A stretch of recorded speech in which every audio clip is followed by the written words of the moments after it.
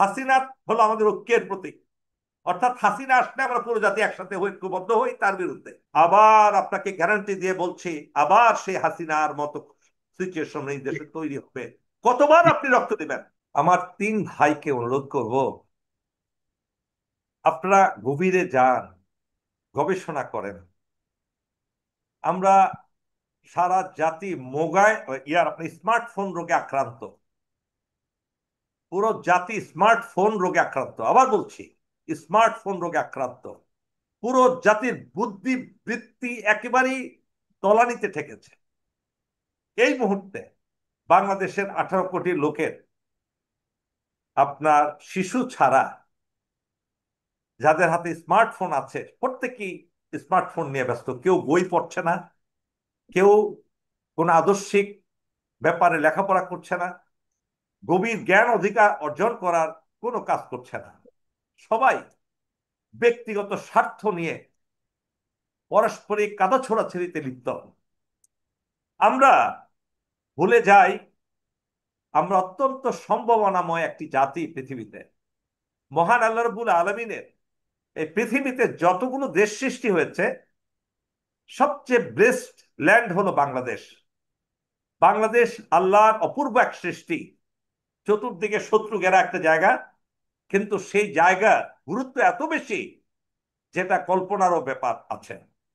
আমরা সেই জাতিকে সুপ্রশিক্ষিত করতে পারলাম না, সুশিক্ষিত করতে পারলাম না।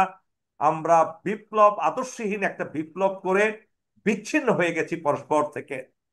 আজকে পারস্পরিক শ্রদ্ধাবোধ, সম্মান, ভালোবাসা একেবারেই লুপ্ত হয়ে গেছে। আমরা টকশোতেও সেটা বুঝতে পারি। আজকে একটা সমাবেশ হলে কে কার জায়গায় আগে বসবে এই নিয়ে পারাপারি মারামারি শুরু হয়ে যায়।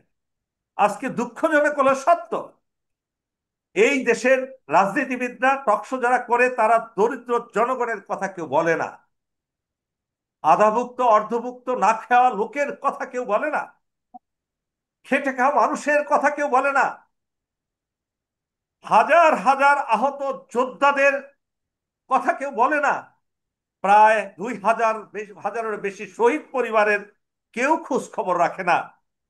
কঠোর পরিশ্রম করে বিদেশ থেকে যারা রেমিটেন্স পাঠাচ্ছে সেই লোকদের কথা কেউ বলে না।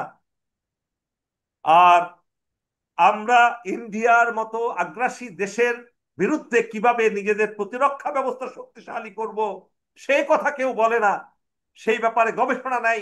আমরা শুধু আছি কে কত অর্থ কামাবো, কে কত বেশি বড়লোক হব, কে কোন সুবিধা ভোগ করব, এই ব্যাপার নিয়ে একটা দুঃখ করে, অত্যন্ত কষ্ট করে আমি কথাগুলি বলছি। আমার অন্তর ফেটে যায়, হৃদয়ে রক্তক্ষরণ হয়। সাগর ভাই, আজকে এই জাতিটাকে আমরা ঐক্যবদ্ধ করতে পারলাম না। কেন পারলাম না জানেন? ঐক্যবদ্ধ হওয়ার জন্য একটি জাতির যে গ্লু লাগে, সুপার গ্লু, সেই সেই সুপার গ্লু আমরা চিনলাম না। সেই সুপার গ্লুটা হলো কি? 93% মানুষের যে আদর্শ মহান আল্লাহ রাব্বুল আলামিন দিয়েছেন, ইসলাম। আমাকে কেউ কোনো রাজনৈতিক প্রলেপ দিবেন না আমার কথায়, কোনো ধরনের দলীয় কোনো আমাকে আখ্যা দিবেন না। আমি বলছি আপনাদের কথা, যে কথাটা আপনাদের প্রত্যেকের মুখে আসা উচিত ছিল। আজকে আমরা মিথ্যা কথা বলি কথায় কথায়, আমরা অপরের সমালোচনা করি, আমরা পরনিন্দা করি, পরচর্চা করি, সুদ খাই, ঘুষ খাই, সমস্ত অপকর্মগুলো আমাদের দ্বারা হচ্ছে। আমরা সেটাকে পাপ মনে করছি না। আমরা ভুলে যাই ইন্না লিল্লাহি ওয়া ইন্না ইলাইহি রাজিউন। আমরা ভুলে যাই যে আমরা মাটির তৈরি এবং এই মাটিতে ফিরে যেতে হবে।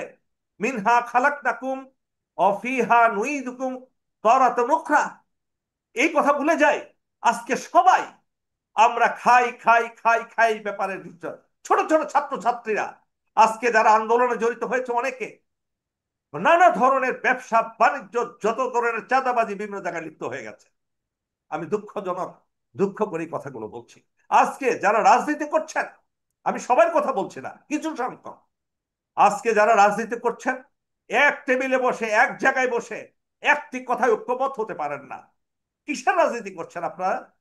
আপনি ইন্ডিয়া থেকে গিয়ে দেখুন, ইন্ডিয়ার সকল দল যখন রাষ্ট্রীয় কোনো এজেন্ডা আসে সেই রাষ্ট্রীয় ব্যাপারে তারা ঐক্যমত হয়ে যায়, এক হয়ে যায়। বাংলাদেশ ব্যাপারে যখন কথা আসে বাংলাদেশের বিরুদ্ধে তারা সব এক হয়ে যায়, পাকিস্তানের বিরুদ্ধে এক হয়ে যায়, পৃথিবীর সকল দেশের বিরুদ্ধে এক হয়ে যায়। কিন্তু আমরা সেটা পাচ্ছি না। ফারুক হাসান চলে গেলেন, আমি কথাগুলো শুনলে তার জন্য ভালো হতো, উদীয়মান রাজনীতিবিদ। এই কথাগুলো এই জন্য বললাম, এখন আমাদের এগুলো শেখানোর বয়স, আমাদের শিখানোর সময় আমাদের সন্তানদেরকে। আজকে আমাদের সন্তানরা আদর্শহীন শিক্ষা ব্যবস্থার দিকে ঝুঁকে পড়েছে, তাদের কোনো আদর্শ শিক্ষা হয় না। তারা সবাই মিলে mobile mobile mobile, smartphone smartphone smartphone. আজকে আইন করে স্মার্টফোন বন্ধ করে দেওয়া উচিত, প্রোটোটাইপ ফোন হওয়া উচিত সবাই। তাহলে দেখবেন জাতি 6 মাসের মধ্যে ঘুরে দাঁড়াবে। এই মোবাইল ধ্বংস করে দিল আমাদের দেশটাকে, আমাদের রাজ্যকে ধ্বংস করলো, আমাদের আদর্শকে ধ্বংস করলো। ম্যাক্সিমাম লোক মোবাইলে ভালো কিছু দেখে না, স্মার্টফোনে ভালো কিছু দেখে না। এখন আসুন সাগর ভাই, আপনি শুরুতে যে কথাটা বলেছিলেন, যেই আপনার অডিও ক্লিপের কথা বলেছেন, সেই প্রসঙ্গে কিন্তু আমরা কেউ আলোচনা করিনি, একজনও না। সাগর ভাই, আমিও দেখলাম, সেই আমি বলছি, আলোচনা শুনলাম কিছুটা অংশ। ভয়ঙ্কর। আপনি মনে করবেন না এটা একটা মানে বিচ্ছিন্ন ব্যাপার? অবশ্যই না। এই ফ্যাসিস্টের লোকেরা শতভাগ তারা অত্যন্ত সতর্কতার সাথে এবং শক্তিশালী রূপে কাজ করে যাচ্ছে, কেননা তাদের পিছনে একটা বিশাল শক্তি কাজ করছে। আমরা যদি ভুলে যাই তাদের সেই শক্তিশালী আক্রমণের কথা, শক্তিশালী ভাবে তারা আমাদের দেশকে এভাবে ধ্বংস করার কথা, তাহলে আমরা বিরাট ভুল করব। সেই কারণেই এই মশিউর রহমান উনি বলেছেন শুরুতে, আলোচনা শুরু হওয়ার আগে দু একটা কথা বলছিলেন, আমার খুব ভালো লেগেছে কথাগুলো, খুবই সুন্দর কথা বলেছেন উনি। আজকে আমরা হাসিনা ছাড়া, হাসিনাকে আবার দরকার, উনি বললেন যে হাসিনা মানে ইনডাইরেক্টলি আমি বললাম যে হাসিনা হলো আমাদের ঐক্যের প্রতীক। অর্থাৎ হাসিনা আসলে আমরা পুরো জাতি একসাথে ঐক্যবদ্ধ হই তার বিরুদ্ধে। তার মানে কি বারবার আমরা হাসিনাকে চাই? তারপরে কি আবারও হাসিনা আসুক আমরা ঐক্যবদ্ধ হব? এটাই আমাদের কথা। সেটাই সেটাই ভালো হবে মনে হয়। এটাই অন্তত ভালো। পক্ষে। আজকে সাগর ভাই, হুম। আপনার চ্যানেল যে ভূমিকা রেখেছে, আপনাকে কোনো কোনোভাবে এই বর্তমান সরকারকে রিকগনাইজ করেছে? একবারও কি দেখেছে? একটা চিঠি দিয়েছে আপনাকে? সরকারিভাবে কি একটা চিঠি দিয়েছে যে mister Sagar, Saifur Rahman Sagar from Canada, you did excellent, you did, you had tremendous contribution in the hmm. Second liberation war? They have not given. আমাদের আপনাকে, আমাদেরকে আমাদের আমার দরকার নাই আপনাদের তত। কাউকেই দেওয়া হয়নি। আজকে হুম। আমরা কি করি সেনাবাহিনীতে কিংবা বিভিন্ন প্রতিষ্ঠানে, অনেক বাইরেরও প্রতিষ্ঠান চালিয়েছি। আমরা দেখছি যে বিভিন্ন সাবেক এমপি মন্ত্রীদের হ্যাঁ, সন্তানেরা, ভাই বোনেরা, তারাই হ্যাঁ, এখন বিভিন্ন পজিশনে, হ্যাঁ, সব জায়গায় ভালো ভালো সব পজিশনে চলে জায়গায়। যাচ্ছে। আপনি আমাদের দেখুন, আমাদের দরকার নেই। আপনি দেখুন হাসিনার ফেসিস্ট আমলে যারা বিভিন্ন ক্যাডারে ঢুকেছে, সেই সন্ত্রাসী, চাঁদাবাজ, পলিটিক্যাল ক্যাডার, তারাই এখন দিনে দিনে পদোন্নতি হয়েছে। আপনার লক্ষ্য করুন সাগর ভাই, প্রত্যেকটা চ্যানেলে আমি বলে যাচ্ছি, যাদের ঘাড়ে ভর করে দ্বিতীয় স্বাধীনতা হলো, তাদেরকে পিছনে রেখে প্রশাসনের সর্বস্তরে সব জায়গায় 3-4টা পদোন্নতি নিয়ে এবং বকেয়া বেতন নিয়ে 4-5 গুণ কোটি কোটি টাকা উপভোগ করে তারা আজকে অফিস করছে, দিব্যি জীবন যাপন করছে। কিন্তু এই সৈনিকেরা হুম। যারা 5ই আগস্টে ঘুরে দাঁড়ালো, যারা হুম। না ঘুরে দাঁড়ালে একটা রক্তপাত হতো, একটা গৃহযুদ্ধ হতো, তাদের ফাইলটা পড়ে আছে আমাদের প্রধান উপদেষ্টার অফিসে। 3 মাসের বেশি সময় হলো। হুম। কারা আটকিয়ে রেখেছে? যারা সুবিধা উপভোগ করছে আমাদের দ্বারা। কি বলবেন আপনি? এখন আসুন, এই যে ইয়াং ছেলেরা, মশিউর রহমান থেকে শুরু করে আজকে যারা ইউনিভার্সিটির ছাত্র ছাত্রী, তাদেরকে নিজেদের জীবন গড়ার পিছনে তাদের লেগে যাওয়া নিজেদের উচিত মধ্যে তো নয়? ঐক্য নাই, যে ঐক্য নিয়ে তারা লড়াই করেছিল, যে ঐক্য গড়বার জন্য তারা লড়াই করেছিল, তারা এখন সম্পূর্ণ অনৈক্য। তাদের বিভিন্ন কি বলবো, খাঁটি বাংলায় যেটা বলে, বিভিন্ন লাভের ধান্দায় যে যার মতো করে চলছে, এই কারণেই দেখা যাচ্ছে অন্যরা সুযোগ পাচ্ছে বলে মনে করছে। হ্যাঁ, এগুলিকে উত্তরণের পথ কি সেটা দ্বিতীয় টার্নে বলবো, কিন্তু এই পর্বে এই বিষয়ে কি আপনার কাছে মনে হয় কিনা যে আসলে তাদের পথ আর এক এক নেই, তারা এখন ছিন্ন বিচ্ছিন্ন হয়ে গেছে? অবশ্যই তাদের পথ আর এক নেই। এই যে হুম। একটা গান আছে না, আহ, দুজনে দুজনে আজকে হারিয়ে গেল, মান্না দের একটা গান আছে, হ্যাঁ, পথ আজকে বিচ্ছিন্ন হয়ে গেছে, দুজনে দুই পথে চলে গেছি। দুজনের দুটি পথ। হ্যাঁ, এই হ্যাঁ, যে গানটা কি জানি প্রথম, আজ পথ। যে হেমন্তের গান, হেমন্তের দুজনে দুটি ইয়ের গান, পথ, মান্নাদের গান, হ্যাঁ, হ্যাঁ। হুম। আজকে তাই মিশে হয়ে গেছে। গেছে। কেন? শুধু স্বার্থের কারণে আমরা অন্যের দিকে আঙ্গুল দেই, হুম। অন্যের দিকে আঙ্গুল ইশারা করি। আমি কি বলি জানেন সাগর ভাই? হুম।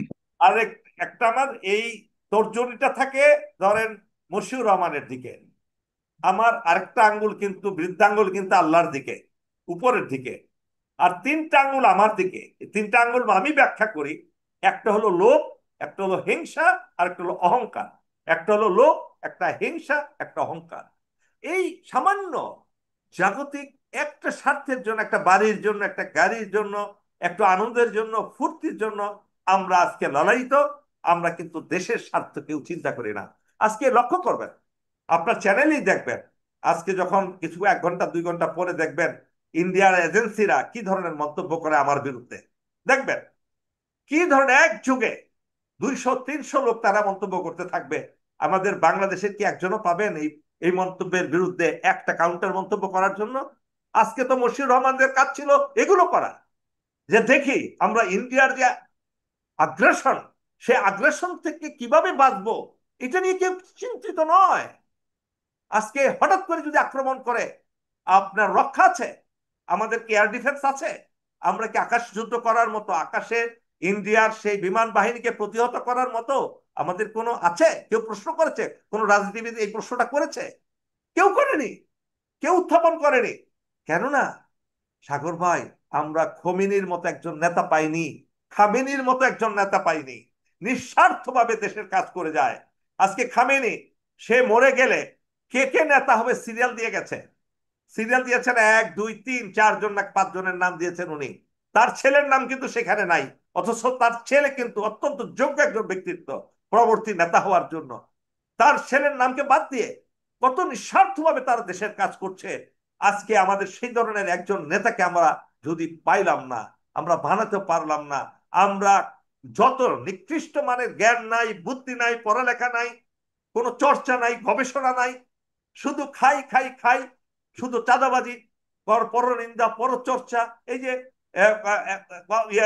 মশিউর রহমান খুব সুন্দর করে কথাগুলো বলছিল, যে মানে একজন আরেকজনকে যেভাবে আঘাত করছি আমরা, এইভাবে একটা দেশ চলতে পারে না। আমরা একটা ভয়ঙ্কর দিকে এগিয়ে যাচ্ছি। আমি জানি না ইলেকশনে যদি আগামী ইলেকশনে 300 আসনে যদি অন্তত পক্ষে 2/3 আমরা সৎ, যোগ্য, ইমানদার এবং দেশপ্রেমিক, জ্ঞানী, যারা আইন প্রণয়ন করতে পারবে, দেশ পরিচালনা করতে পারবে, আপনার সেক্রেটারিয়েট পরিচালনা করতে পারবে, সেক্রেটারিদেরকে পরিচালনা করতে পারবে, এই ধরনের জ্ঞানী গুণী লোকদেরকে যদি আমরা নির্বাচিত করতে না পারি, আবার আপনাকে গ্যারান্টি দিয়ে বলছি, আবার সেই হাসিনার মতো সিচুয়েশন এই দেশে তৈরি হবে। কতবার আপনি রক্ত দিবেন? আর কত রক্ত দিবেন এই দেশের জন্য? মানুষের শরীরে এত রক্ত নাই বা যে বারবার দিবে, আমি যা দেয় এখানেই আপনার দিয়ে দিয়েছে। অনুষ্ঠান অনেক দীর্ঘায়িত করে ফেলেছি। আমি আমি মনোযোগ দিয়ে না, এদের মানুষের বাবা বলছেন মানুষের এত রক্ত নাই শরীরে আর, মানুষ আর রক্ত দেওয়ার জন্য প্রস্তুত নয়। যা প্রস্তুত না। হয়েছে তা হয়েছে, কিন্তু সেই যে রক্ত দিয়েছে সেটির প্রতিদান বলুন বা সেটি কতটুকু সঠিক পথে রয়েছে, না হলে পরে কিভাবে আবারও রক্ত না দিয়ে রক্তের অধিকারকে আদায় করবার জন্য সেই শক্তি তো বাংলাদেশের আছে।